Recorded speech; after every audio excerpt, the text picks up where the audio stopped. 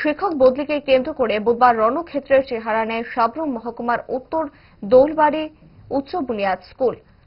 দীর্ঘদিন ধরে শিক্ষক স্বল্পতায় ভুগছে বিদ্যালয়টি। এর মধ্যে জনপ্রিয় শিক্ষক দেবপ্রিয় মজুমদারের বদলির নির্দেশ আসতে ক্ষোভে ফেটে পড়েন ছাত্রছাত্রী ও অভিভাবকরা।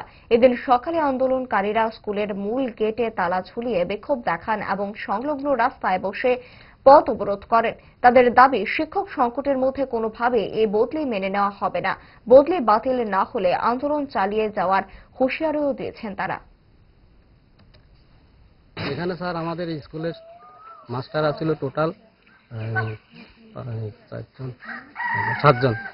7জন মাস্টার আছিল। তার ভিতরে একজন অসুস্থ, একজন রিটায়ারমেন্টে গেছে, আর একজনকে আমরা শুনেছি হঠাৎ করে উনি এখান থেকে বদলি করতেছে। তাহলে এখানে মাস্টার হয়ে গেছে কম, তো এই মাস্টার যদি এখান থেকে বদলে যায় তো ছাত্রছাত্রীরা কীভাবে লেখাপড়া করবে? তো ক্লাসগুলো তো বন্ধ হয়ে যাবে। এখন আমাদের দাবি হচ্ছে যে মাস্টারকে কোনো কারণে দিতে দেওয়া যাবে। আজকে কি আপনারা স্কুলে তালাও দিচ্ছেন? হ্যাঁ, তালা লাগাইছি। তো এখন এখানে অবরোধ কতক্ষণ ধরে চলতেছে? এটা 10টা থেকে আরম্ভ হয়েছে। যতক্ষণ পর্যন্ত অফিসিয়ালি ভাবে কোনো আমাদেরকে লিখিত কাগজ দিত না ততক্ষণ কিন্তু আমাদের অবরোধ চলবে।